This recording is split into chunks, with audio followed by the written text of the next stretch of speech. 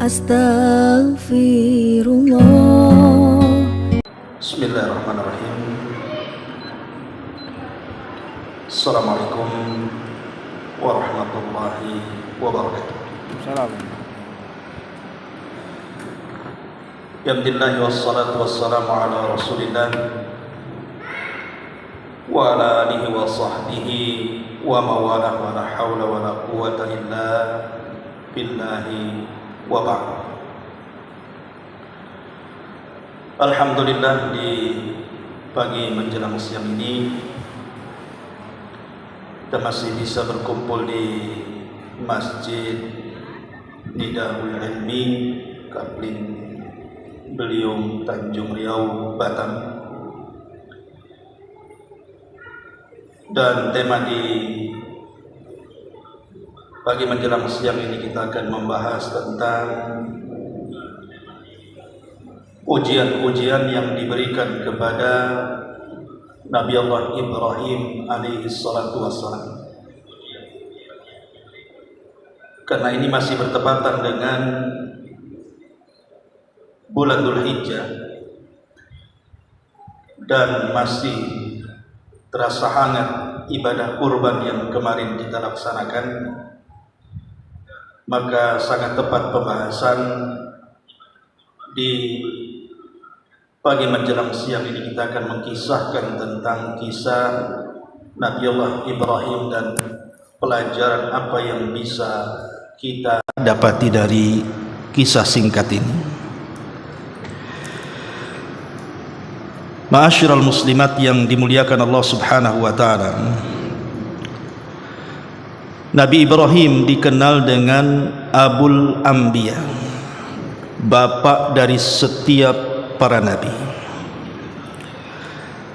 Karena nabi-nabi setelah Ibrahim alaihi salatu wassalam itu semua nasabnya kembali kepada Abul Anbiya, Ibrahim alaihi salatu wassalam. Bukan hanya dikenal Abul Anbiya, tapi dia juga bagian daripada ulul azmi minar rusul, rasul-rasul pilihan yang memiliki tingkat kesabaran tinggi. Makanya digolongkan sebagai ulul azmi. Pertama Nabi Allah Nuh alaihi salam, kemudian Ibrahim alaihi salatu wassalam, kemudian Musa alaihi salatu wassalam, kemudian Isa alaihi salatu wassalam, dan ditutup dengan kenabian dan kerasulan Nabi kita Muhammad sallallahu alaihi wasallam. Dan satu-satunya Nabi yang mirip dengan Rasul kita secara perawakan dan wajah adalah Nabi Ibrahim alaihi salatu wassalam.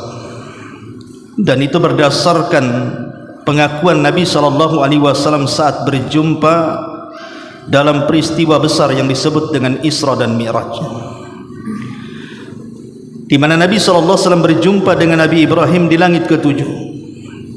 Dan Rasul mengatakan perawakan dan mukanya sangat mirip dengan Nabi kita Muhammad sallallahu alaihi wasallam. Wajar karena Rasul sendiri keturunan Ismail, dan Ismail adalah putra pertama daripada Ibrahim alaihi salatu wassalam. Nabi Ibrahim alaihi salatu wassalam dikenal Nabi yang banyak sekali ujian. Tentu semakin tinggi iman seseorang, semakin berat ujian yang akan diterima. Itulah yang dikatakan Nabi sallallahu alaihi wasallam, inna idhamal bala, sesungguhnya besarnya ujian itu ditentukan dengan kuatnya iman. Semakin kuat iman seseorang, maka semakin besar ujiannya. Semakin rendah iman seseorang, maka rendah juga ujiannya. Tetapi ingat bahwa setiap ujian itu bisa dihadapi. Karena Allah Subhanahu wa taala tidak mungkin menurunkan ujian kecuali berdasarkan kemampuan orang yang diujinya. Karena Allah tidak pernah zalim. Tidak mungkin menimpakan ujian yang tidak sanggup dibeban oleh hambanya. Kenapa saya ingin memilih kisah Nabi Ibrahim alaihi salatu wassalam dan besarnya ujian yang Allah Subhanahu wa taala timpakan kepada beliau? Ini sebuah ibrah dan pelajaran bagi kehidupan kita. Karena setiap ujian itu akan terulang dan berulang. Sehingga dengan kita mendengarkan kisah ini, maka setiap ujian yang Allah timpakan kepada kita, maka itu bisa menjadi bahan renungan dari kisah Nabi Allah Ibrahim alaihi salatu wassalam ini. Ma'asyiral muslimin wal muslimat rahimani wa rahimakumullah. Di dalam Al-Qur'an Allah Subhanahu wa taala berfirman, "Wa idzibtala Ibrahimu bikalimatin fa'atammahum." Dan ingatlah ketika Allah Subhanahu wa taala menguji Ibrahim dengan kalimat-kalimatnya. Maksud kalimat di sini adalah perintah dan larangan Allah Subhanahu wa taala. Fa'atammahun, maka Ibrahim berhasil melewatinya. Lalu apa saja ujian yang Allah berikan kepada Nabi Allah Ibrahim alaihi salatu wassalam? Pertama, ketika beliau masih remaja. Ibrahim saat remaja dihadapkan dengan raja zalim sezalim-zalimnya, bawahan daripada Namrud, penguasa dunia. Sejak kecil Ibrahim menuruti fitrah tauhidnya. Dia tidak suka dengan apapun yang disembah selain daripada Allah Subhanahu wa taala, termasuk sesembahan besar di kerajaannya. Sehingga satu hari raja ini mengadakan pesta raya, di mana seluruh rakyat harus kumpul di depan kerajaan dan merayakan pesta meriah saat itu. Ayahanda Ibrahim alaihi salatu wassalam Azar mengajak putranya untuk ikut berpesta raya kerajaan, tapi Ibrahim menolaknya dan berpura-pura sakit dan mengatakan, "Inni sakim," sesungguhnya saya sedang sakit. Padahal dia tidak sakit, dia hanya berpura-pura saja. Sehingga ketika bapaknya pergi, Ibrahim pun pergi, tapi bukan ke pesta raya. Dia masuk ke dalam istana sang raja, kemudian masuk kepada ruangan khusus yang dipenuhi dengan berhala. Disitulah Ibrahim melakukan aksinya dengan menghancur-hancurkan berhala dalam ruangan itu dan menyisakan satu berhala yang sangat besar.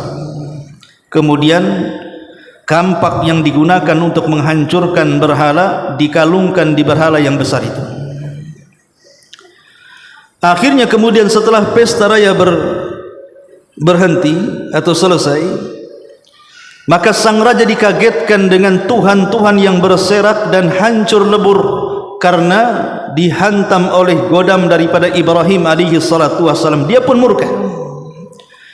Kemudian dia meminta jasus mata-mata untuk menangkap siapa yang menghancurkan berhala itu. Kemudian mata-mata pun mendapatkan informasi bahwa ada anak muda yang bernama Ibrahim masuk ke ruangan itu, kemudian menghancurkan berhala-berhala itu. Akhirnya kemudian sang raja pun mengambil inisiatif, tangkap anak muda itu, hadapkan kepada saya. Maka ditangkaplah Nabi Ibrahim alaihi salatu wassalam, kemudian dimasukkan kepada ruangan berhala yang hancur berserakan, kemudian mulai menginterogasi dan mengatakan, "A anta fa'alta bi alihatina ya Ibrahim?" Apakah engkau yang melakukan ini wahai Ibrahim terhadap berhala-berhala kami? Kenapa kau hancurkan mereka? Sebenarnya niat Ibrahim bukan menghancurkan berhala, Karena berhala yang hancur itu sebentar saja bisa dibuat, apalagi ayahnya seorang pembuat berhala. Tapi Nabi Ibrahim mengajak berfikir kepada sang raja yang berkuasa saat itu, bahwa selama mereka menjadikan berhala-berhala itu sebagai Tuhan, maka tidak akan datang kemanfaatan ataupun mencegah kemudaratan. Makanya Ibrahim alaihi salatu wassalam bertauriah di sini. Ketika ditanya, apakah engkau yang melakukannya wahai Ibrahim? Maka Ibrahim kemudian menunjuk patung yang sangat besar dan mengatakan, bahkan patung yang sangat besar itulah yang melakukannya. Tetapi sang raja tidak konyol. Dia tahu bahwa berhala itu tidak mungkin bergerak, apalagi menghancurkan berhala-berhala kecil. Sehingga dia mengatakan kepada Ibrahim dan mengatakan, ya Ibrahim, bagaimana aku akan menginterogasi patung yang besar itu sementara mereka tidak bisa bicara? Bagaimana caranya? Sebenarnya kalimat sang raja sudah menghilangkan hujah terkuat mereka. Maknanya kalau berhala itu tidak bisa bicara, berarti tidak bisa mendengar. Kalau tidak bisa mendengar, macam mana akan mengabulkan?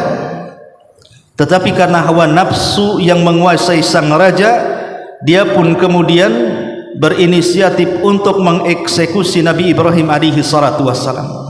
Tidak bisa membantah hujah yang sangat kuat, maka dia pun membuat kekuatan untuk menghancurkan sang pemilik hujah. Inilah yang terjadi di masyarakat. Terkadang ada orang yang kalah berdebat, bukannya dia mengalah, tapi membuat kekuatan bukan untuk melawan hujah, tapi untuk menghancurkan hujah dengan kekuatan. Dari sini pentingnya kita menjernihkan akal pikiran di dalam memecahkan sebuah permasalahan. Ibrahim mengajarkan itu kepada kita. Jadi saat suasana, saya, ibu atau siapapun, ketika terjadi sebuah permasalahan, maka jangan tergesa-gesa untuk mencari solusinya. Tenangkan dulu, jernihkan pikiran, urut dari awal. Maka insya Allah permasalahan besar pun kalau dengan hati yang tenang, kemudian pikiran yang sehat, pasti akan dipecahkannya. Lah itulah ajaran Ibrahim kepada kita. Dia yang mengajak berpikir kepada raja dan mengatakan, kalau memang aku yang melakukan menghancur-hancurkan patung itu, bukankah alat buktinya ada di leher patung yang sangat besar? Berarti yang disalahkan patung itu dong, bukan saya. Sebenarnya Ibrahim mengajak logika seperti itu. Dia bicara secara rasional, tetapi raja sudah dipenuhi hawa nafsu sehingga tidak berpikir jernih lagi. Dan dia menganggap ini sebuah penghinaan, dan dia mengatakan kepada para petingginya, eksekusi Ibrahim, bakar dia, supaya rakyat mengetahui bagaimana kelancangan dia kepada Tuhannya. Ma'asyiral muslimin wal muslimat rahimani wa rahimakumullah. Dari sini bahayanya mengikuti hawa nafsu. Jangan sekali-kali menyelesaikan permasalahan dengan hawa nafsu, dengan marah, dengan dendam, dengan hati yang kotor, karena itu bukan solusi. Tetapi takdir Allah subhanahu wa ta'ala sudah berjalan kepada Ibrahim. Akhirnya kemudian sang raja pun meminta kepada rakyatnya agar setiap rumah membawa seikat kayu dikumpulkan di tanah lapang depan istana. Maka ketika hasutan sang raja karena orang ini sudah menghina Tuhan-Tuhan mereka, maka mereka sangat bersemangat untuk membawa kayu.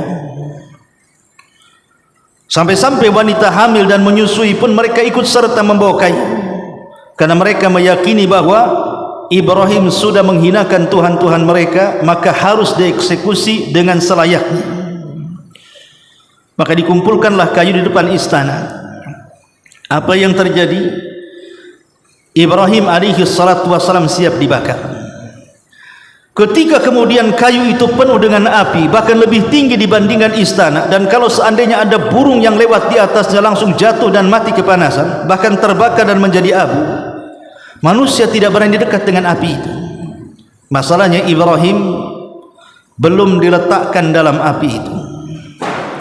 Akhirnya sang raja pun berinisiatif untuk melemparkan Ibrahim dengan mengikat kaki dan tangannya menggunakan manjanik. Manjanik itu ketepel besar. Maka siap kemudian Ibrahim dilemparkan ke dalam api yang sedang menyala itu.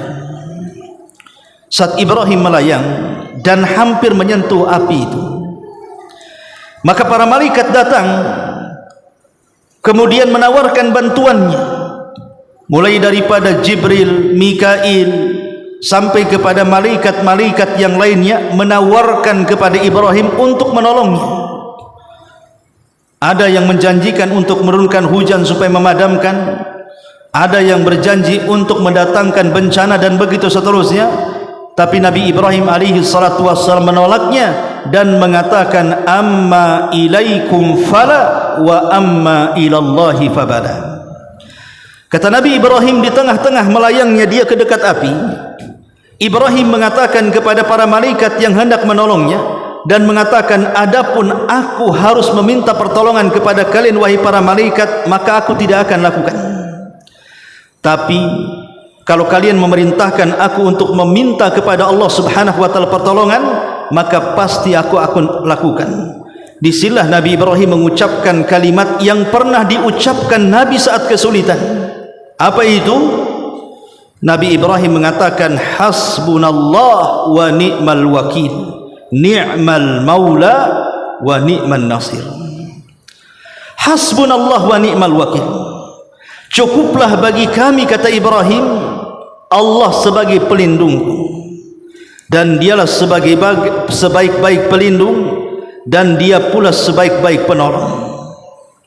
Maka saat Ibrahim mengucapkan kalimat itu, tiba-tiba Allah Subhanahu wa taala mengilhamkan sebagai wahyu kepada Ibrahim untuk mengatakan, kul ya naru kuni bardan wa salaman ala Ibrahim. Katakan wahai Ibrahim, kul ya nar, wahai api, kul ya nar, bardan, jadilah kau dingin, wasalaman, selamatkan Ibrahim alaihi salatu wassalam. Subhanallah, terjadi keajaiban. Api itu menjadi dingin, bahkan tidak terasa panas sedikit pun, bahkan tidak membakar Ibrahim satu helai rambut pun dalam badannya.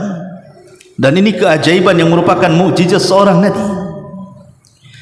Dari sini kita tahu bahwa kalau Allah Subhanahu wa taala sudah memberikan pertolongan kepada kita, maka serumit apapun masalah pasti bisa diselesaikannya.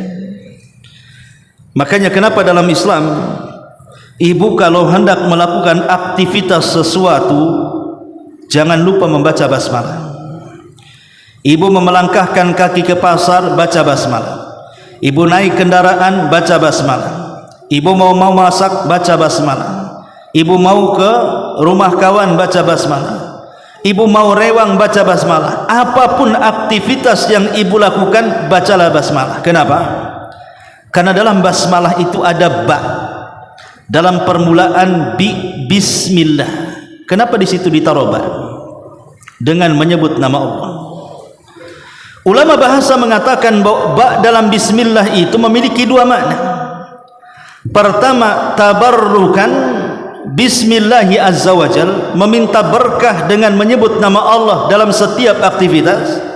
Yang kedua, isti'anatan lillah. Ba itu juga mengandung faedah bahwa aktivitas yang kita lakukan semuanya tidak terlepas dari pertolongan Allah Subhanahu wa taala. Makanya sering saya ulang-ulang, Bu, masalah besar apapun, kalau ibu melibatkan Allah untuk menyelesaikannya, maka masalah besar itu pasti bisa diuraikan seutas demi seutas.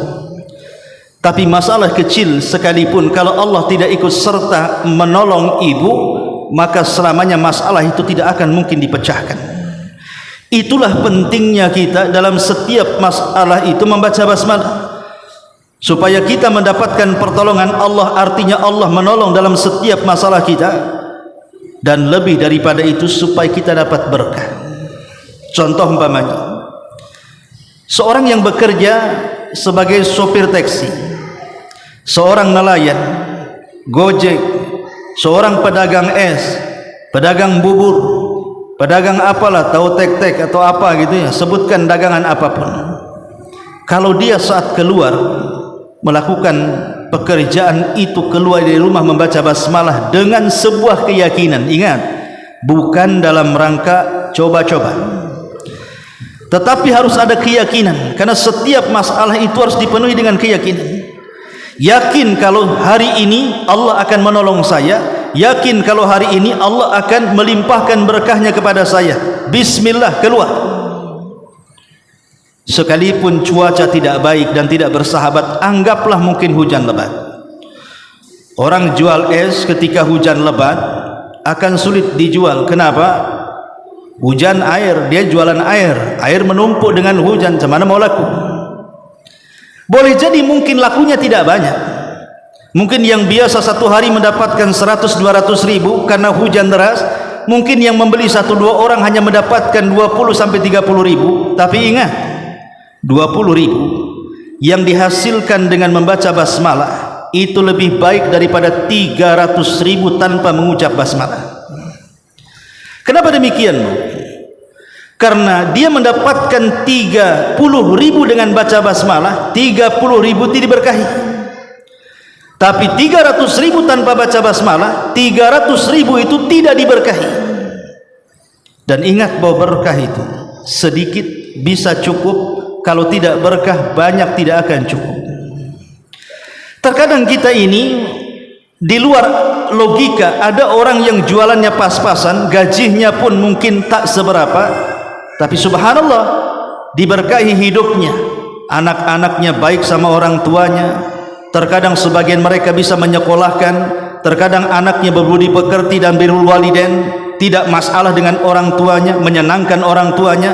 Tapi ada yang gajinya bukan hanya puluhan ribu, bahkan puluhan juta, bahkan ratusan juta, anaknya kena narkoba, yang satu masuk penjara, yang satu ikut geng motor, yang satu kurang ajar dengan orang tuanya, yang satu buat masalah, dan begitu seterusnya.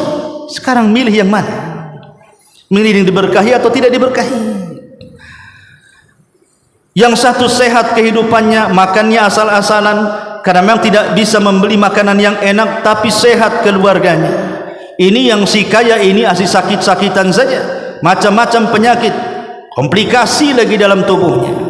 Lebih baik yang mana? Itulah pentingnya kenapa kita harus menggantungkan semua kepada Allah. Ibrahim mengajarkan ini dengan mengutakan hasbunallah wa ni'mal wakil, persis seperti ucapan Nabi saat genting. Saat kekalahan Nabi SAW di Uhud, pasukan kaum muslimin kocar kacir, tunggang langgang, dan orang-orang kafir dipimpin Abi Sufyan berhasil memukul mundur dengan mudah kaum muslimin, sehingga kaum muslimin 70 orang yang mati syahid di Uhud, dan sebagiannya lari dalam pertempuran, dan sebagiannya lagi melindungi Rasul yang terluka sehingga gerhamnya retak dan pipinya terkena luka. Sampai ketika Abi Sufyan melihat kesempatan kekalahan kaum muslimin, dia pun berencana untuk menyerang Madinah. Dia pun membuat isu bahwa akan ada tentara yang jauh lebih besar daripada tentara Uhud yang mengalahkan kaum muslimin untuk menyerang Madinah. Maka datanglah utusan kepada Nabi SAW dan mengatakan, wahai Rasul, pasukan Quraisy mereka akan datang jauh lebih banyak dibandingkan pasukan Uhud. Bagaimana? Apa yang kita harus lakukan?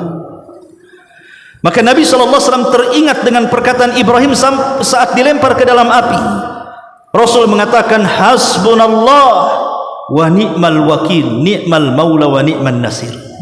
Cukuplah Allah sebagai pelindung kami, karena dia zat yang maha, yang terbaik dalam memberikan perlindungan dan pertolongan. Ketika sahabat mendengar ucapan itu, serentak mereka mengikuti ucapan Rasul. Apa yang terjadi? Fazaduhum imanan. Tiba-tiba iman mereka bertambah dan mereka siap tempur seolah-olah mereka tidak pernah kalah. Ketika melihat para sahabat yang justru lebih ganas dan lebih bergerak lagi untuk menyerang, pasukan musuh akhirnya mundur, padahal mereka baru saja mengalami kekalahan, dan baru saja mereka memenangkan peperangan. Kalau mereka seandainya mau menyerbu pun, kekuatan kaum muslimin sudah lemah. Tapi Nabi SAW mengajarkan kepada kita bahwa kemenangan itu bukan jumlah, kemenangan itu bukan senjata, tapi kemenangan itu adalah pertolongan dari Allah Subhanahu wa ta'ala. Ma'asyiral muslimat yang dimuliakan Allah Subhanahu wa ta'ala, setelah Ibrahim dibakar, entah berapa hari tidak disebutkan oleh ahli tafsir dan ahli sejarah. Ada yang mengatakan 3 hari, ada yang mengatakan 40 hari, ada yang mengatakan 1 bulan. Wallahu a'lam. Tapi yang jelas bahwa ketika api itu padam, tidak ada orang yang mendekat kepada api itu, karena bagaimanapun terkadang padam tapi di dalam masih menyala. Maka betul-betul menunggu api luar dan api dalam itu sudah menjadi abu dan tidak lagi membakar. Setelah kemudian beberapa hari ditunggu, tiba-tiba kemudian dari tumpukan abu itu ada gerakan-gerakan. Ketika mereka menyaksikan siapa yang keluar dari tumpukan abu itu, mereka sangat kaget. Kenapa? Karena Ibrahim muncul tanpa ada cacat sedikit pun, kecuali ikat tangan dan kaki yang habis terbakar. Ayah Ibrahim alaihi salatu wasalam, Azar, itu seorang pembuat patung. Dia yang membuat patung, dia yang menjual patung, dia yang menyembah patung, dia yang mengambil keuntungan dari patung. Dia menyaksikan itu. Kemudian dia mengatakan sebaik-baik Tuhan adalah Tuhannya Ibrahim. Padahal dia pembuat Tuhan, tapi dia mengatakan sebaik-baik Tuhan yang melindungi adalah Tuhannya Ibrahim. Tapi ini hanya keluar di lisan saja. Selamanya Azar tidak pernah beriman kepada ayahnya. Baru menyesal Azar itu kelak pada hari kiamat ketika dia hendak dimasukkan ke dalam neraka. Dia melakukan dialog dengan Ibrahim dan mengatakan, kata Ibrahim, bukankah sudah kukatakan wahai ayahku, kalau engkau mengikutiku kau akan selamat. Ayahnya baru menyesal dan ingin mengikuti, tetapi apalah daya, penyesalan tidak bisa terulang kalau sudah kiamat dibangkitkan. Maka ayahnya pun pantas dimasukkan ke dalam neraka dan digulung oleh ombak neraka. Ma'asyiral muslimin wal muslimat rahimani wa rahimakumullah. Setelah kejadian ini, menyebarlah kisah kesaktian Ibrahim yang dibakar tidak terbakar sampai ke telinga Namrud, raja besar. Kalau yang membakar Ibrahim kan raja kecil, ini raja besarnya. Namrud mendengar, kok ada orang dibakar tidak terluka, tidak terbakar, tidak menjadi abu. Siapa dia? Bisakah aku berjumpa dengan dia? Akhirnya berjumpalah kemudian Nabi Ibrahim alaihi salatu wasalam dengan raja penguasa dunia. Setelah berjumpa, disitulah terjadi dialog antara Nabi Ibrahim alaihi salatu wasalam dengan Namrud. Apa dialognya? Ma'asyiral muslimat yang dimuliakan Allah Subhanahu wa ta'ala, Namrud ini kita tahu bahwa dia adalah satu di antara penguasa dunia yang disebutkan oleh Imam Mujahid. Kata Imam Mujahid, di dunia ini ada 4 orang yang pernah menguasai dunia, 2 mukmin dan 2 kafir. Adapun yang mukmin, Nabi Allah Sulaiman alaihi salatu wassalam dan Raja Dzulqarnain yang disebutkan dalam surah Al-Kahfi. Adapun dari kalangan kafir, pertama Bukhtun Nasr yang pernah menghancurkan Palestina dan merobohkan bangunan sampai ke para-parapnya, kemudian menjadikan budak wanita dan anak-anak dan membunuh laki-laki Yahudi. Dan yang kedua Namrud, penguasa yang pernah berkuasa di zaman Nabi Ibrahim alaihi salatu wassalam. Disinilah terjadi dialog yang disebutkan dalam Al-Baqarah ayat 258. Alam tara ilal ladzi haja Ibrahim fi rabbih an atahu Allahul mulk idh qala Ibrahim rabbiyal ladzi yuhyi wa yumit qala ana uhyi wa umit qala Ibrahim fa inna Allah ya'ti bisyamsi minal masyriq fa'ti biha minal maghrib fabuhital ladzi kafar wallahu la yahdil qaumadh dhalimin. Tidakkah kau lihat orang yang mendebat Ibrahim tentang urusan Rabbnya ketika Allah Subhanahu wa taala memberikan kekuasaan kepada Namrud, kemudian keduanya berjumpa dengan Nabi Ibrahim dan melakukan perdebatan. Ibrahim mengatakan, saat ditanya Namrud, siapa Tuhanmu? Maka Ibrahim mengatakan, Tuhanku adalah zat yang menghidupkan dan mematikan. Kata Namrud, hanya itu? Kalau itu saja aku juga bisa. Ana uhi wa umid, saya juga bisa mematikan dan saya juga bisa menghidupkan. Kemudian Namrud membawa dua pesakitan dari ruang tahanan, satu dibunuh, satu dibebaskan. Kata Namrud, lihat, aku bisa mematikan seseorang, aku bisa menghidupkan seseorang, karena yang satu dibunuh mati, yang satunya dibiarkan akhirnya hidup. Nabi Ibrahim sebenarnya sudah tahu itu akal-akalan, bukan itu yang dimaksud. Tapi karena ini urusan darah, Ibrahim tidak mau mendebat lagi.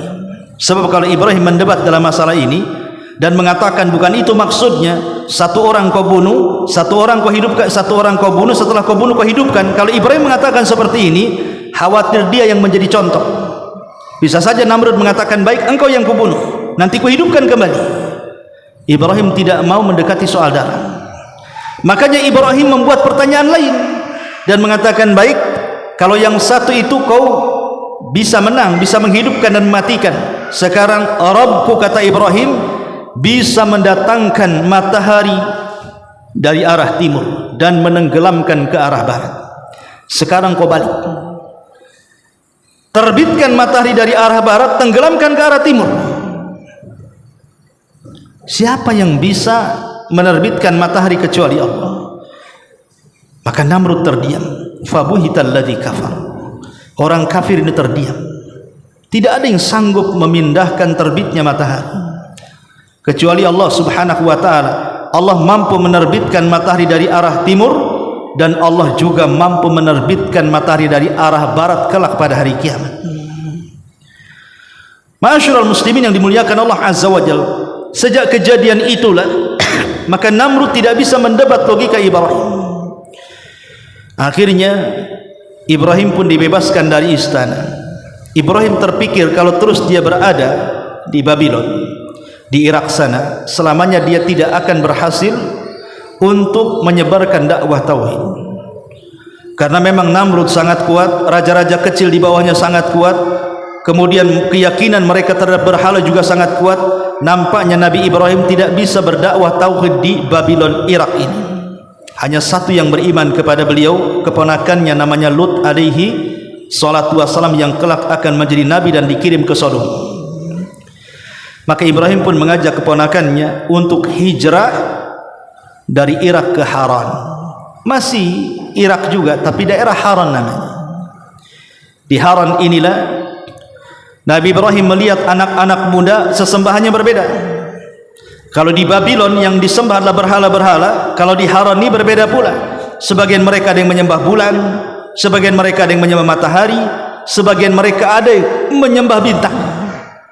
Makanya kemudian Nabi Ibrahim alaihi salatu wassalam berusaha untuk menghilangkan logika itu. Dengan cara apa? Melakukan dialog seolah-olah Ibrahim mempercayai Tuhan mereka. Kemudian mulailah Ibrahim berjumpa dengan anak-anak muda yang berkumpul, para penyembah bintang, dan mengatakan kepada mereka bahwa bintang-bintang itu adalah Tuhannya. Dan dia mengatakan, disebutkan di dalam Al-Quranul Karim, tepat pada surah Al-An'am, surah Al-An'am ayat 77. Sebutkan dalam surah Al-An'am ayat 77. Allah Subhanahu wa taala berfirman, ataupun 76, afwan. Allah Subhanahu wa taala berfirman, falamma janna alaihi al-lail ra'a kaukaba. Ketika malam telah gelap, dia pun Ibrahim melihat sebuah bintang lalu berkata, hadza rabbi, jangan-jangan ini Tuhanku.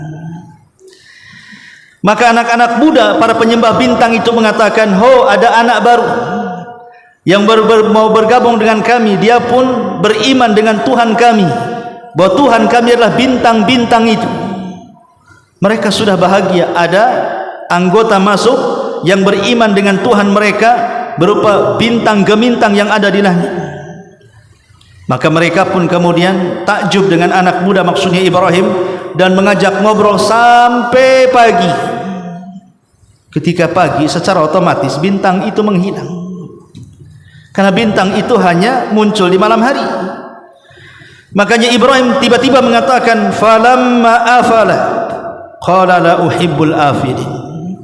Tetapi tatkala bintang itu tenggelam, Ibrahim mengatakan, saya tidak suka Tuhan yang kadang muncul kadang tenggelam. Mana Tuhan kadang-kadang muncul kadang-kadang tenggelam, kadang-kadang muncul kadang-kadang tenggelam. Ini Tuhan apa ini katanya. Ibrahim mengatakan seperti itu supaya anak-anak muda yang menyembah bintang itu berpikir bahwa itu Tuhannya. Masa Tuhan seperti itu, suka-suka muncul suka-suka tenggelam? Akhirnya Ibrahim pun pergi, kemudian mulai mendatangi anak-anak muda yang menyembah bulan lebih besar daripada bintang cahayanya.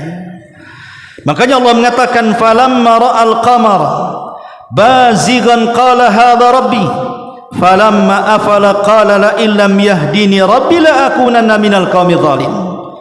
Kemudian tatkala Ibrahim melihat bulan terbit dan mengatakan ini Tuhanku katanya, maka anak-anak muda yang menyembah bulan mereka senang ada anggota baru yang ingin beriman dengan keyakinan mereka menyembah bulan. Tapi bulan ini juga sama dengan bintang, dia akan pergi dan akan muncul. Maka saat pergi kemudian Ibrahim mengatakan di hadapan anak-anak muda penyembah bulan itu, sesungguhnya jika Tuhanku tidak memberikan petunjuk kepadaku, pastilah aku termasuk orang-orang yang sesat. Masa Tuhan seperti itu? Masa sama dengan bintang muncul dan tenggelam? Maka Ibrahim meninggalkan anak-anak muda itu supaya berpikir. Kemudian Ibrahim datang kepada anak-anak muda yang lain yang menyembah matahari. Kemudian Ibrahim bergabung dengan mereka dan mengatakan falamma ra'a asy-syamsa bazighatan qala hadza rabbi hadza akbar katanya. Kemudian tatkala dia melihat matahari terbit, dia berkata, inilah Tuhanku, ini lebih besar dibandingkan bintang dan bulan. Falamma afalat qala ya qaumi inni bari'um mimma tusyrikun. Ketika Ibrahim pun berkumpul sampai sore hari, matahari pun tenggelam dan tidak terlihat lagi, maka Ibrahim mengatakan, hei kaumku, sesungguhnya aku berlepas diri dari apa yang kalian persekutukan dengan Allah. Aku tidak akan menyembah bintang, aku tidak akan menyembah bulan, apalagi menyembah matahari. Ibrahim ingin mengajak berpikir, tapi masalahnya kisah Nabi Ibrahim tentang pertemuan dengan anak-anak muda penyembah bintang, bulan dan matahari ini disalahpahami oleh sebagian kelompok sesat di negeri kita ini. Dulu Bu, saya masih ingat waktu itu tahun berapa ya, baru lulus dari pesantren ya, sekitar 25 tahun yang silam lah, baru lulus dari pesantren tahun berapa itu, 97 saat moneter kalau nggak salah ya. Saya berjumpa dengan satu ormas, saya tidak sebutkan ormasnya. Ormas ini terlarang oleh pemerintah hari ini. Saya berdiskusi dengan salah satu tokohnya, di mana mereka punya pemahaman kalau masuk ormas mereka, maka akan dipertemukan di satu ruangan dan akan diberikan soalan, diinterogasi dan diberikan soalan. Soalan itu berkaitan dengan ketuhanan. Jadi kalau masuk gerakan mereka akan dikurung di satu ruangan, kemudian akan dicercar dengan banyak pertanyaan. Sampai akhirnya dari pertanyaan itu, karena dia rata-rata yang masuk ke organisasi tersebut itu rata-rata kurang ilmu, sehingga ketika pertanyaan sampai kepada bicara soal ketuhanan, mereka pun sampai mengingkari bahwa tidak ada Tuhan yang ada di alam semesta ini. Jadi pertanyaan itu pertanyaan jebakan. Ditanya 1, 2, 3 sampai ratusan soalan, sampai dia bingung, dia linglung, seolah-olah di dunia ini tidak ada Tuhan. Coba bayangkan ya, cerdasnya organisasi ini mencuci otak anak-anak muda, putra-putri di zaman itu, sampai kemudian dibuat soalan yang soalan itu mempengaruhi jiwa dan akal mereka, sampai ke taraf mereka sudah tidak kenal siapa Tuhannya dan mengatakan di alam semesta ini tidak ada Tuhan. Wallahu alam bagaimana caranya mereka melakukan itu. Baru setelah kemudian dia pun sudah merasa tidak ada sesembahan, tidak ada Tuhan di alam semesta ini, barulah kemudian mereka akan memberikan tarbiyah, pendidikan dengan hujah yang mereka lakukan. Akhirnya dia pun kembali ke fitrahnya dan mengatakan di alam semesta ini ada Tuhan. Jadi pertama dicuci otak supaya tidak mengenal siapa Tuhannya. Setelah dicuci otaknya baru dimasukkan hujah ala mereka sehingga akhirnya meyakini adanya Tuhan. Kenapa mereka melakukan seperti itu? Mereka berdalil dengan kisah Ibrahim ini. Lihat Nabi Ibrahim, dia mencari-cari Tuhan. Dia menganggap bintang Tuhannya, dia menganggap bulan Tuhannya, dia menganggap matahari Tuhannya. Kemudian setelah itu semua bukan Tuhan, baru dapat pencerahan bahwa Tuhan adalah Allah, sang pencipta alam.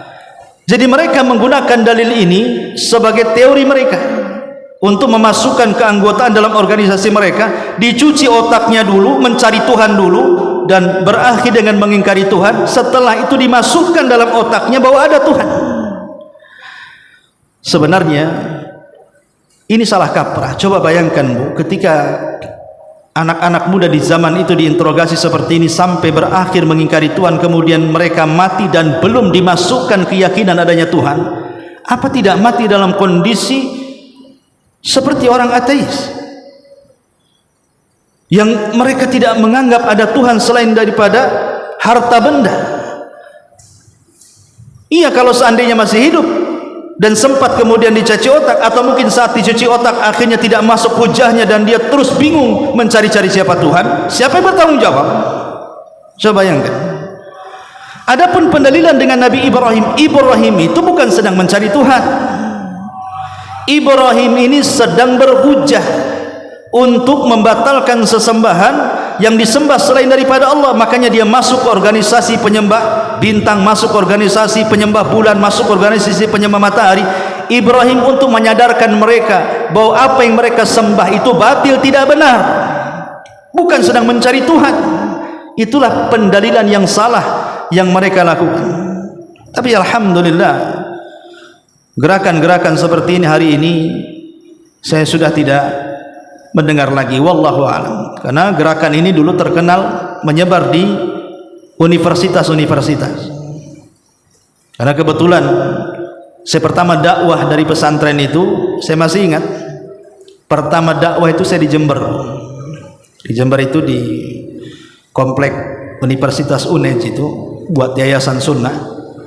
Disitulah banyak terjadi dialog karena banyak organisasi, ya, dan para pengikut sunnah di zaman itu hanya berkembang di universitas, belum sampai ke perkotaan, pedesaan, sehingga lingkupnya hanya sekitar universitas saja.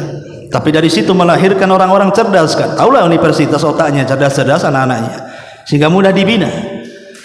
Dan dakwah kita ini dakwah rasional, sesuai dengan dalil, dan dalil yang sahih tidak mungkin bertentangan dengan akal yang sehat. Ya. Ma'asyiral muslimat yang dimuliakan Allah Subhanahu wa taala. Baik, kita kembali. Jadi saat Ibrahim alaihi salatu di Haran, disilah dia menikah dengan seorang wanita namanya Sarah. Kemudian di Haran pun dia tidak bisa mengembangkan dakwahnya. Mulailah kemudian Nabi Ibrahim setelah menikah dengan Sarah mengajak keponakannya Lut untuk hijrah ke mana? Ke Palestina. Tapi ketika itu Palestina sedang kekeringan, sehingga susah untuk mencari ekonomi, sehingga Ibrahim dan juga keluarganya tidak bertahan lama di Palestina, akhirnya hijrah lagi. Kala itu Mesir adalah negara yang sangat makmur di zaman Nabi Ibrahim dibandingkan Palestina. Dan Palestina dengan Mesir itu kan hanya dipisah dengan jalur Gaza, sehingga melintas mudah. Ibrahim pun hijrah ke Mesir. Di Mesirlah Ibrahim bertahan lama. Dia berhasil membuka peternakan, pertanian, dan begitu seterusnya, sehingga hidupnya berkecukupan. Masalahnya di Mesir ketika itu rajanya aneh, ada keanehan seksual. Jadi rajanya ini punya penyakit aneh soal seksual. Jadi dia buat aturan, kalau ada rakyatnya yang memiliki istri cantik, maka suaminya dibunuh, istrinya akan dibawa ke istana untuk menjadi selir. Siapapun. Coba bayangkan Bu, kalau ada istrinya cantik, suaminya dibunuh, istrinya dijadikan selir. Ini kan aneh. Jadi rakyatnya itu tidak boleh punya istri yang cantik. Setampan apapun istrinya harus jelek katanya. Kan kasihan Bu yang tampang-tampang cakep itu. Dikasih istri yang hitam, legam, pesek, jelek, bau, nggak mungkin kan itu ya. Tapi itulah sang raja, punya keinginan seksual dia. Lah Sarah ini wanita tercantik dunia Bu. Dalam biografinya Sarah ini wanita tercantik dunia, mewarisi separuh kecantikan Hawa sebagaimana Nabi Yusuf mewarisi separuh ketampanan Adam. Makanya selalu ditutup mukanya supaya tidak menjadi fitnah. Satu hari cadarnya terbuka, tampaklah oleh salah satu prajurit sang raja, dilaporkan bahwa ada wanita cantik sekali di desa anu begini. Oh, sang raja senang. Kata sang raja, tangkap wanita itu, bunuh suaminya. Ketika Ibrahim, karena dia seorang nabi, pasti ada wahyu memberitakan. Maka Ibrahim mengatakan kepada istrinya, istriku, sebentar lagi ada yang akan menculik dan menangkapmu. Kalau seandainya kau tanya soal aku tidak bisa menyelamatkan kamu. Tapi satu hal, kalau mereka bertanya siapa diriku, jangan kau katakan aku suamimu. Kalau kau katakan aku suamimu, habislah aku. Kata istrinya, Sarah mengatakan, lalu apa yang harus aku katakan? Katakanlah bahwa laki-laki di sebelahku bukan suamiku, tapi saudaraku. Dia adalah saudaraku. Ibrahim hendak berbohong, tapi ini bukan bohong, namanya tauriyah. Maksudnya saudara itu, maksud Ibrahim saudara seiman, saudara seislam. Maka dia mengatakan, katakan aku saudaramu, jangan katakan aku suamimu. Betul, prajurit datang, ditangkaplah Sarah, dan Sarah mengatakan ketika Ibrahim hendak dibunuh, jangan bunuh, itu bukan suamiku, itu saudaraku. Selamatlah Ibrahim. Maka Ibrahim alaihi salatu wassalam dengan harap cemas, sedih istrinya dibawa ke istana, dia pun langsung melaksanakan salat. Begitulah para nabi. Kalau ada sesuatu hal yang tidak bisa keluar dari urusan itu, maka mereka pasti salat. Makanya kenapa Hudzaifah ibnul Yaman radhiyallahu an mengatakan, idza fazi'a an-nabiy sallallahu alaihi wasallam idza jadabahul amru fazi'a ila shalah. Kana an-nabiy sallallahu alaihi wasallam idza jadabahul amr fazi'a ila shalah. Kata Hudzaifah ibnul Yaman, Nabi itu kalau ada kesulitan yang tidak bisa keluar untuk menyelesaikannya, maka dia bersegera untuk salat. Itulah gaya Nabi. Jadi Nabi SAW kalau terkena sebuah masalah, yang masalah itu tidak bisa keluar dari situ, maka dia segera salat. Dan ini satu contoh bagi kita Bu, kalau ibu ada masalah keluarga, masalah ekonomi, masalah kesehatan, masalah tetangga, masalah apa saja sebutkan yang menurut ibu sangat berat pemecahannya, dibuli, difitnah, digibah, macam-macam, maka bersegera salat, minta pertolongan kepada Allah untuk menguraikan masalahnya. Bukankah Allah yang mengatakan wasta'inu bis sabri wassalah? Mintalah pertolongan kepada Allah dengan kesabaran dan salat, kata Allah. Jadi salat itu salah satu alat untuk meminta pertolongan kepada Allah. Ya, karena salat itu artinya silatun bainal abdi wa rabbi, hubungan antara hamba dengan Allah. Kita sedang berdialog dengan Allah dalam salat itu. Terutama doa saat sujud, mintalah supaya persoalan kita diurai dan diselesaikan. Itu yang dilakukan Ibrahim saat ditangkap istrinya Sarah.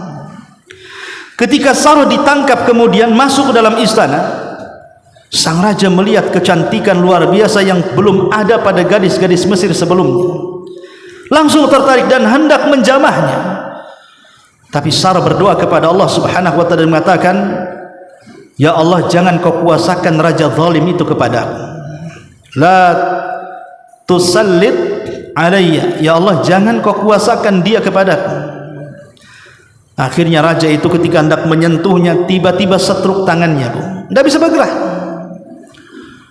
Akhirnya sang raja ketakutan dan mengatakan, engkau yang melakukan ini. Sarah hanya senyum dan mengatakan, berdoalah kepada Tuhanmu, wahai fulanah, agar tanganku bisa bergerak. Akhirnya tangannya dilepas dan bisa bergerak. Dia tidak yakin. Dia hendak menjamah lagi. Sarah berdoa lagi, setruk lagi tangannya. Sampai 3 kali raja itu ketakutan, disangkanya wanita yang datangkan itu penyihir. Maka dia datangkan pengawal dan mengatakan, engkau kusuruh untuk mendatangkan manusia kemari, kau datangkan setan pula ke ruangan ini, katanya. Pulangkan wanita ini dari asal dia datang. Kemudian hadiahkan seorang budak kepadanya. Dan jangan pernah datang lagi ke istana untuk menggangguku. Akhirnya diberikanlah hadiah berupa budak, seorang yang bernama Hajar. Hajar ini dulunya seorang anak raja, tapi kerajaannya diserang, kalah, kemudian menjadi budak. Inilah yang dihadiahkan oleh sang raja kepada Sarah sebagai budak agar dia tidak menyakiti sang raja. Berangkatlah Sarah pulang, bukan hanya selamat, tapi dia juga membawa budak. Yang kelak budak ini akan menikah dengan Ibrahim dan memiliki keturunan pertama dalam sejarah, Ismail alaihi salatu wassalam. Ma'asyiral muslimat yang dimuliakan Allah subhanahu wa ta'ala, setelah kemudian di Mesir tidak kondusif, pasti akan ada gangguan. Ibrahim pun berinisiatif untuk hijrah lagi ke Palestina dan tidak akan menetap di Mesir. Maka Ibrahim pun hijrah ke Palestina. Di Palestina inilah dia mulai mengembangkan bisnisnya dan mulai maju, mulai mapan. Akhirnya kemudian Ibrahim sudah menua, tidak punya keturunan. Sarah pun sedih, apalagi diponis mandul. Tidak mungkin orang tua renta sekelas Ibrahim bisa punya keturunan lagi. Maka Sarah pun kemudian berinisiatif untuk menikahkan Hajar budaknya dengan Ibrahim. Subhanallah, keajaiban terjadi. Ibrahim pun menggauli Hajar, hamil dan melahirkan putra tercintanya Ismail. Tetapi jangan ditiru oleh gaya Sarah ini, karena banyak wanita-wanita yang meniru gaya Sarah berakhir dengan penyesalan. Suaminya ingin berpoligami, sok-sok istri pertama yang mencarikan, akhir dicarikan istri kedua untuk suaminya. Berakhir apa? Cemburu dengan istri keduanya, dia pula minta cerai. Itu pernah terjadi, Bu.